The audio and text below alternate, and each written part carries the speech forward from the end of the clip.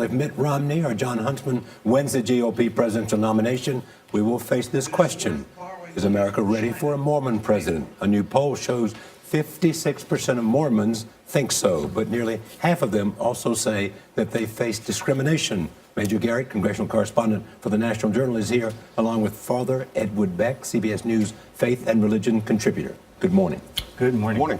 So, we have passed this test every time in our national public life. Last time with John Kennedy. What do you think is happening? Go ahead, Paul. I think there are suspicions around Mormonism. First of all, it's a relatively new religion. You're talking about the mid-1800s. It hasn't had a chance yet to seep in as regard the traditions and some of the idiosyncrasies of the faith. I mean, you can look at newspaper articles about the prophet Joseph Smith and see that he was arrested, accused of fraud. So there's that. There's also a certain amount of secrecy around it. Like if you wanted to go to a Mormon temple for a service, you could not go.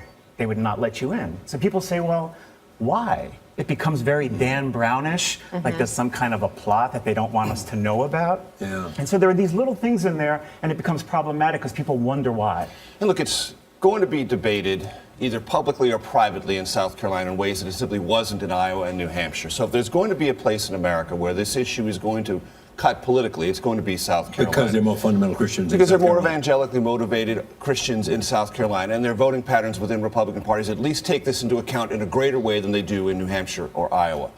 It hasn't really come up because what Mitt Romney said is, look, I'm not a Mormon, I'm a leader. And these are economic times, and my resume matches the times, so don't look at me as a Mormon, look at me as a potential leader. So far, that has worked. And if he wins in South Carolina, I guarantee you the Romney campaign is going to say, we have dealt with this issue in a way that really doesn't need to be brought up anymore. That may not be true, but that's what they're going to say. Should the candidate's religion matter?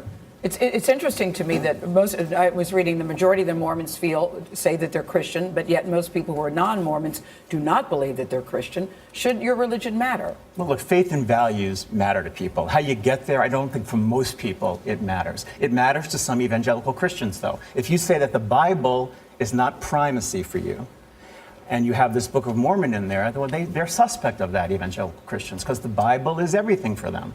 To say nothing of the fact that you can't go to Starbucks.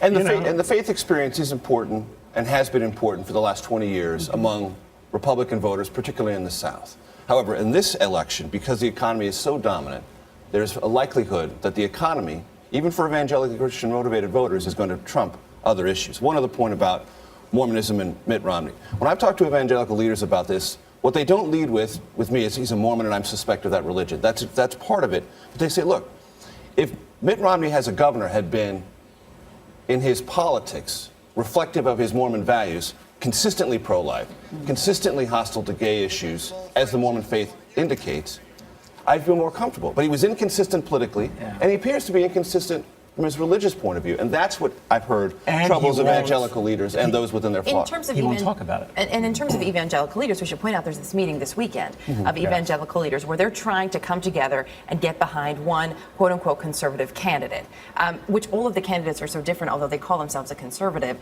There seems to be so many nuances to what that word means. How does that play out? Well, it's going to play out on the benefit of the Catholic. Rick Santorum, I think. I think Rick Santorum is, oddly enough, going to be the repository of evangelical Christian support to the degree it's going to matter. I had a conversation with Tim Pawlenty, former governor of Minnesota, yesterday, co-chairman of the Mitt Romney campaign. He said, it's an interesting meeting. I wish them well. It doesn't matter. This race is over. Do you want to know why We'll it's see. going to be Rick Santorum? Because he is more evangelical than most evangelicals. If you look at his positions, he's not in the mainstream of Catholicism. He's not with the American bishops. He's way to the right. And so the evangelicals look at him and they can say, yeah, we can go with him. He's with us on all the issues. What's interesting, too, is Mitt Romney and Jon Huntsman, in the life they have lived, have adhered to sort of universal values in terms of family, in terms of the way they've lived their life. Oh, They go beyond faith. Without a doubt. And neither one of them has made Mormonism, either in their private life or their public life, certainly definitional of who they are. They've achieved and accomplished things across the board, and Mormonism is a part of their lives, but it is not the leading, defining characteristic of their lives. And Rick Santorum has walked the talk. I mean, to have a baby die after 2 days, and the culture of life that he represents, to take that baby home, to show it to your children as a respect for this life, to agree to do this campaign when you have a daughter dying. was a terminal illness because you think all life is sacred and you want to get that message out. I mean, he's walking the talk. There's no doubt about it. Whether you agree with it, that's another issue, but he's walking it. Father Beck, Major Garrett, good to have both of you with us this Good to be with morning. you. Thank you.